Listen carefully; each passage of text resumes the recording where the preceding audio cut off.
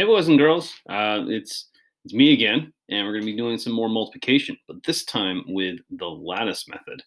And the lattice method is a method that a lot of people get a little like turned off by when they see this weird grid, and they say, "What is that?" And it's actually really, really simple, and it is very much just like the other methods, and in some ways might even be faster than the other methods.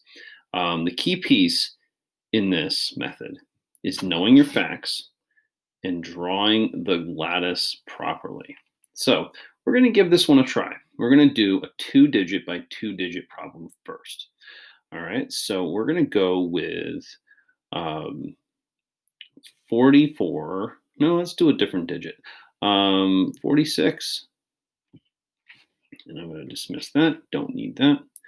46 times 83. That sound good? Yeah, why not? All right. So the lattice method, when you have, we need to draw grids that are going to represent the number of digits for each problem, okay, or for each number of the problem. So we have a 2-digit by 2-digit problem. So we're going to need to do a 2 by 2 grid. And it looks like when we're doing the grid that we're going to want to, it almost reminds you of the partition rectangle, right? And I'm just kind of drawing this freehand, but I will have some grids for you already made. Oh, that one was not straight, and I definitely want a straight line. So I'm going to use that shift key whenever I can. And it's okay that I went past that one a little bit. But we're going to make first a grid that has, oh, I did not do that again. Let's one more time.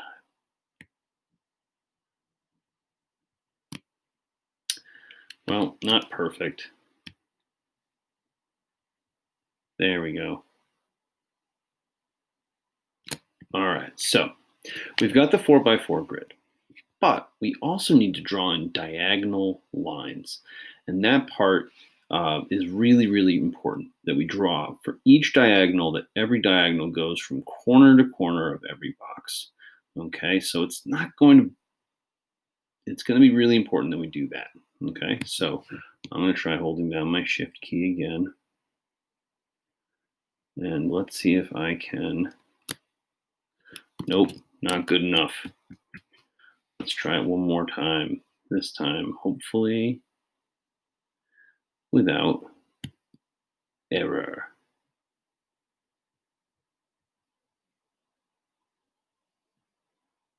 There we go. And I want to extend that diagonal line past the end, okay? Because that diagonal line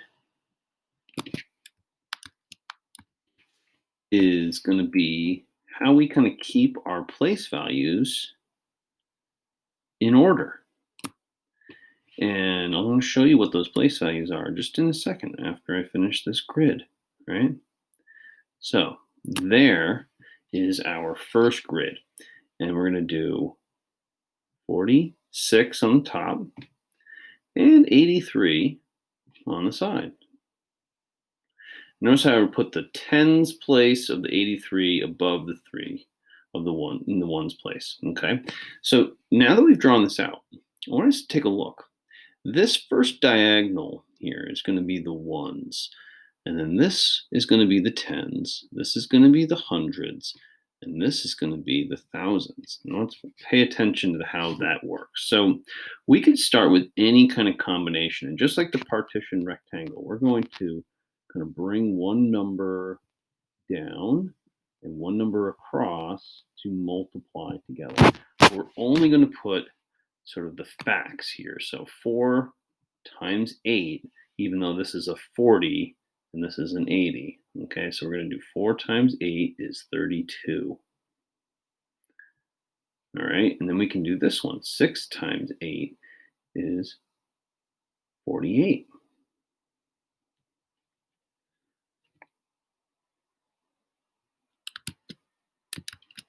No.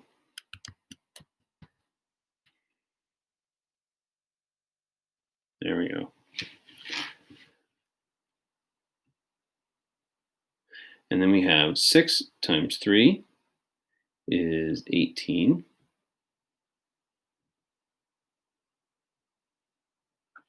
And we have 4 times 3 is 12. All right. So the next step, now that we've multiplied each one of these facts, each one, the next step is that we're going to add them up in diagonal rows. So the 8 here is added up to nothing. There's no other things to add it with. So we're going to get an 8 there. And then we're going to add up the 8, the 1, and the 2. So that makes 11. And we're going to carry a 1 into the next place. So we're going to put it right there. And then we're going to do 4 plus 2 plus 2 more. And that makes also an 8. And then we're going to bring this 3 down because it's not being added to anything else. And so we have these 4 digits going across, and we're going to rewrite them along the bottom. And there is our answer, 3,818. Now, let's do this with the traditional method, just so we can see how similar this actually is. So we have 46 times 83, right? And we're going to do 3 times 6 is 18, carry the 1. 4 times 3 is 12, plus 1 more is 13. And then we have 8 times 6 is 48. And then we have 8 times 4 is 32, plus 4 more is going to be 36. Now, let's take a look at those numbers. We've got, in this first tens place, we've got an 8, right? 8. And then in this next place, the tens place, we've got, did I say tens? This is ones. In the tens place, we got the 3 and an 8. And look, 2, 1 makes 3, and 8 more, we've got 8. And that makes 11, right? So we're going to carry that 1. And then we have 2 and 4 makes 6. And we've got 1 more plus, oh boy, plus 1 more to make another 8. So we have 6 and 1 is 7, plus 1 more is 8. And then we've got the 3. So you can see how those numbers, they coincide, they match up. And if we did the partial products method, we'd also see these exact same numbers being added up. Maybe not necessarily in the same order, but in the same place value.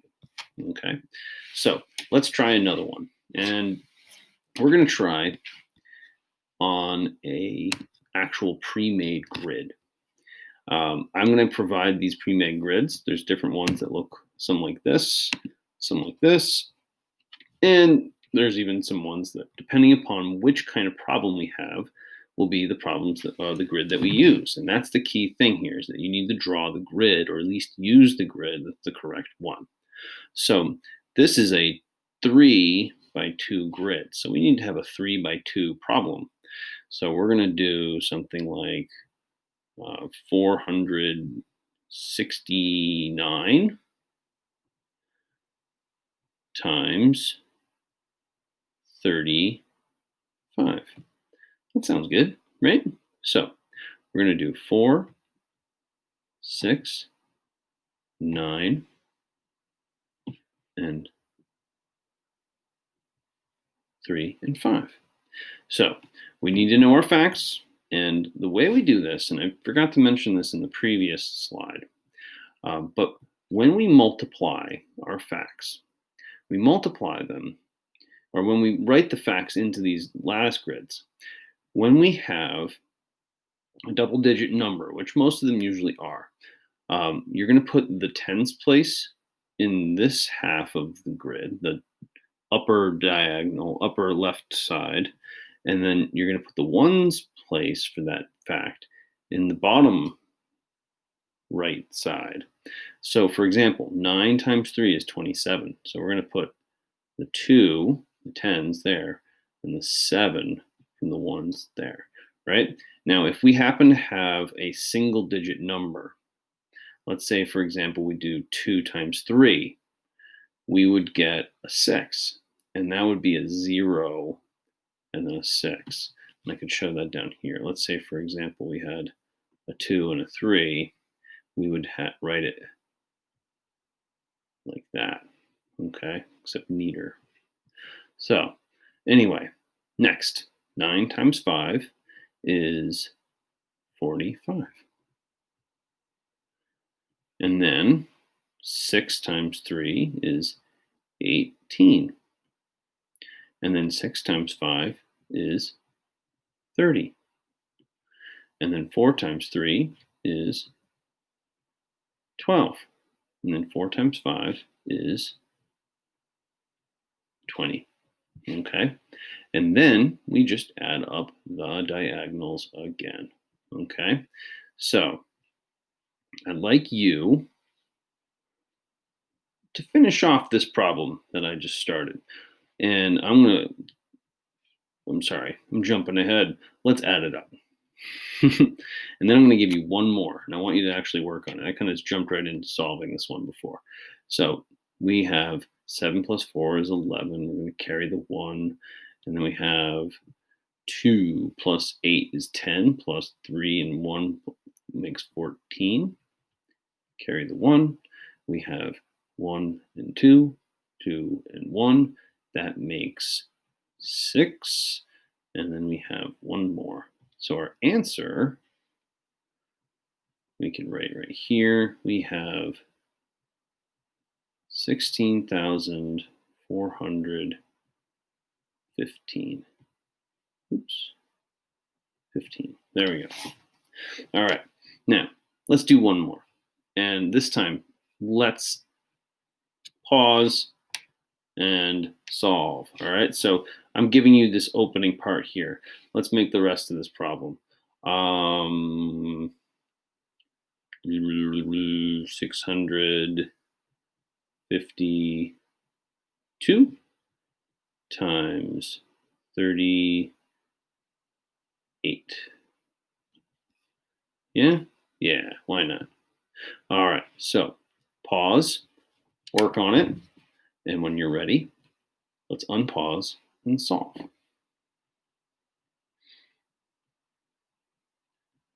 Okay, so I hope that you have either drawn out this grid or you're using this grid that I gave you. I'm going to attach this to the activity.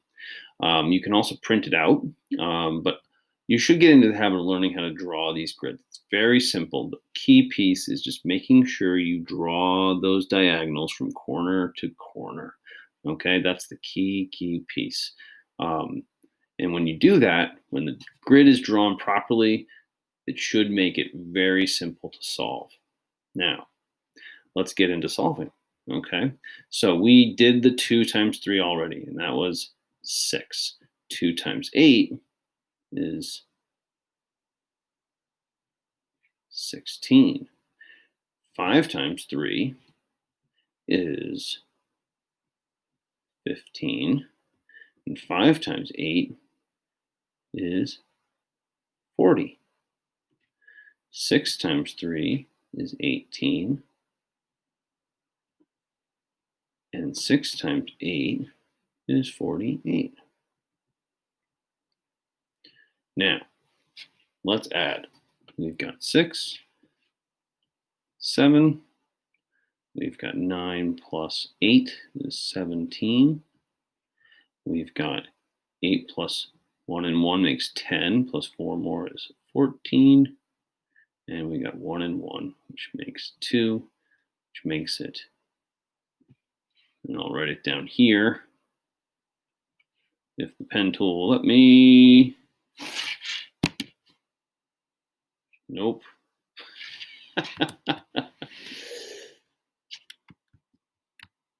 It's just so exciting. All right. Oh boy. Anyway.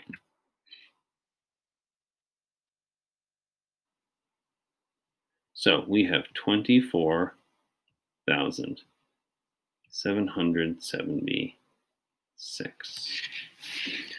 Wow. 3-digit by 2-digit multiplication. Did you think you're going to be doing that last week? I don't know. But anyway, this is something that if we have the right facts and we know how to draw the grid and we're doing it properly, it makes this kind of solving of multiplication problems pretty efficient and pretty quick. And it is very similar to traditional. And it just looks a little funky, especially to our parents, right? Anyway, I hope you have some fun with this kind of method and really challenge yourself. Try to do some big, big problems. As long as you draw those grids properly, I think you can do it. Anyway, look forward to seeing how you do with this, and I can't wait to chat with you some more. All right, I look forward to seeing you soon. Bye.